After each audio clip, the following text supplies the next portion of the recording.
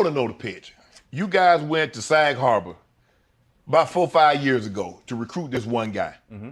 So when you're on the flight, the private jet going over there, what are you talking? Okay, who's going to talk first? What are you going to tell him? What are you going to tell him? How do we convince him to come to Golden State and play with a guy that's a 2-time MVP, unanimous MVP? 3 guys, all 4 of you guys have all gone to the All-Star game. Draymond was, on the cusp of being Defensive Player of the Year. Yep. Klay is a top 5 shooter all time. So what's the pitch? How do you convince Kevin Durant to come to Golden State and link up with you guys? I mean, we all play ball. We've been playing ball against each other since we were kids. Right.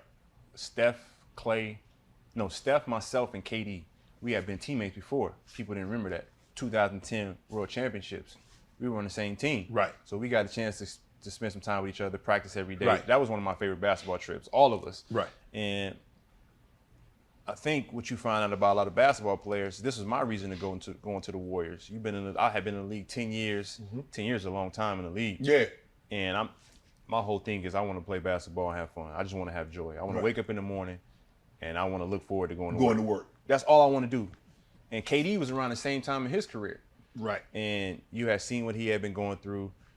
We see what Chris Paul go through still to this day. Yes. They're going to try to hold that over Chris Paul's head forever. Right. And I try to tell people Chris Paul is one of the greatest winners of all time. Right. It just so happens it may not be in the books for you to win a championship. Right. But who's to say that your career is less than thou because you didn't win a chip? You're right. still one of the top at what you do all time. Right.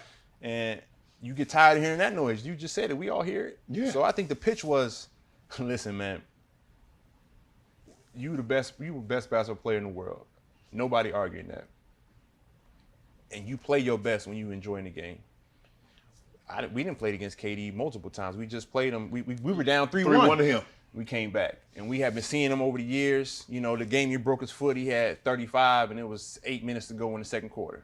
Like, right. We know KD. Listen, we just want you to come here and have fun, man. Whatever you want to do, we gonna make sure you have fun, and we're going to win.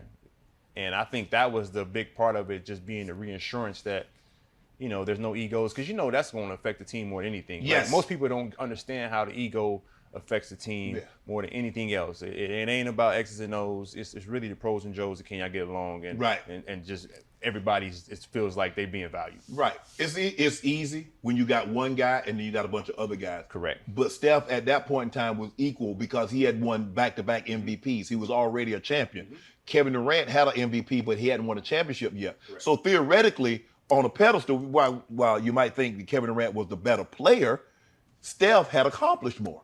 So now how do you get those guys? And for Steph, I think that Steph was the key. Because Steph got to be willing to like,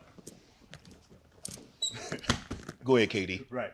Slide that. Hey, get up out the seat and let KD. Because without Steph blessings, first of all, you're not even on that plane. Correct. If Steph says, nah, we're not doing this. We're not doing it. Bob Myers, Steve Curry, like, okay, bro, we good then. True. And I think what hasn't been spoken enough is that I think Steph took a back seat for, how long was KD there? 3 years. 3 years. Mm-hmm. I think Steph took a back seat every year. He did. I'm talking about stats-wise, numbers-wise, attempts-wise. Klay was getting more shots. Klay told you, man, I ain't sacrificing for nobody. But Klay is going to be Klay, and we love Klay.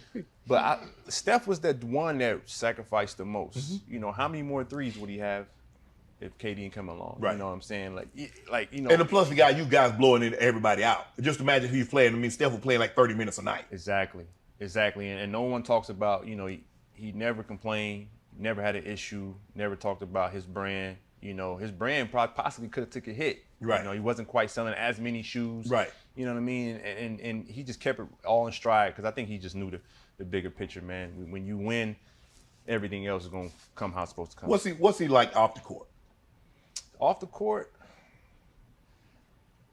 Steph is who he is. He's an interesting individual because he doesn't get outside himself. You know, no matter where he is, he's comfortable in his own skin. And I think that's coming from that background that he had. Because he and Klay are similar. Right. In terms of nothing phases them. Like they've seen it all. They've seen the hoopla. They had the fathers that played in the NBA, so they kind of know what to expect. Yeah, so nothing really phases them. So they don't really have to go search for attention. You know, they don't have to really look the part for anybody to really accept them. They say, I've been through all this. I've been to 1 million NBA games before I played my first NBA game. Right. I just want to go out here and hoop. This is what I love doing. And I think that is one of the blessings that, we don't see as much, is that balance that we have is because those two came from the NBA. And then the other balance is that crazy man on the other end with the fire. It's just an amazing balance, Right. Like we can just cover every part, every aspect of the picture, and I think that's what makes for a great coach. You know what to do. Hit the subscribe button and become an official member of Club Shay Shay, where we do something before two something.